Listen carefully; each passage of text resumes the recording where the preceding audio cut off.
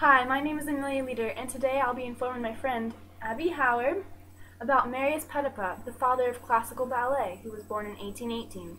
To do this, I prepared a PowerPoint.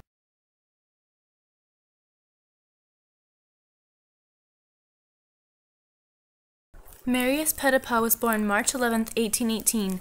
His mother was an actress. His father, Jean Petipa, was a dancer and instructor. Lucien, his older brother, influenced him into the dance world. Marius started dancing at age 7, but he disliked it for a few years. In 1831, he debuted in his father's production of La Dansomine. He continued to study at Grand College.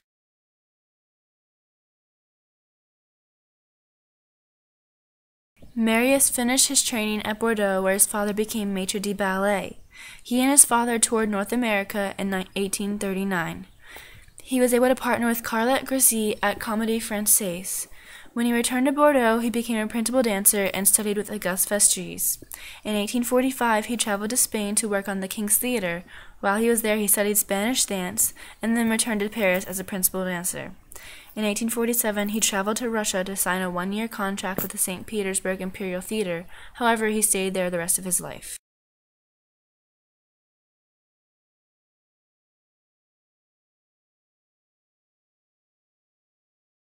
Marius was able to train and work with the St. Petersburg Imperial Theatre, King's Theatre, Bordeaux, Moscow Ballet, Mariinsky Theatre, and Hermitage Theatre. He was also able to train with Auguste Vestris, Fanny Esler, Carlotte Grissy, and many more dancers. Petipa's lifelong composer was Césaire Pugny. In the 1900s, Petipa developed a dislike for Vladimir, who was the new director of the Imperial Theatre. Vladimir had allowed Alexander Gorsky to change the original Don Quixote. Therefore, Marius also disliked Alexander. Petipa choreographed and altered many famous ballets, such as Paquita in 1847, which was originally choreographed by Joseph Mazilier. Over the next 70 years, he continuously renewed this ballet. He also choreographed one-act ballets, such as Un mariage au temps de la Régence in 1858 and the Marche des Innocents in 1859. Petipa choreographed two-act ballets, such as The Daffodil Bleu in 1860. His version of Le Corsaire received excellent reviews, and the ballerina Evangelina said, "By his superlative acting, took in not only the audience, but also members of the cast." Petipa made a response to the events that took place on the Balkan Peninsula by producing a ballet called Roxane la Belle de Montegros in 1878. His productions also include Florida in 1866, Malata in 1879. He restored the Vivader in 1881 and choreographed Coppelia in 1884. In 1896, Le Ivanov and Petipa altered Swan Lake with fresh choreography, and in 1890 he produced The Sleeping Beauty.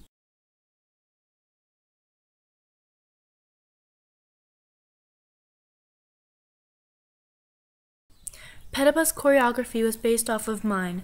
His dances were typically character, classical, and were performed by solo, pas de deux ensemble, or by the corps de ballet.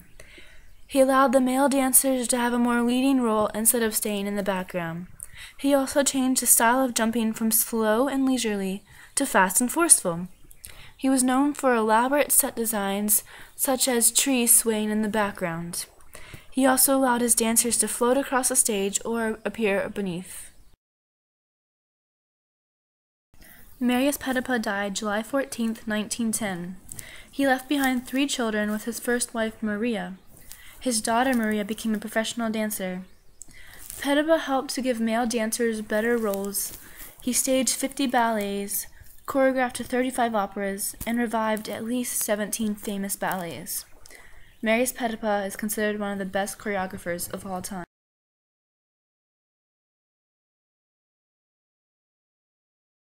Slides now. So, thanks for watching. Do you think you learned anything, Abby?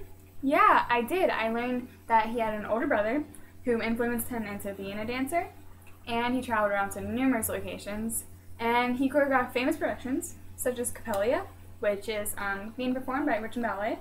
Now, we should see that.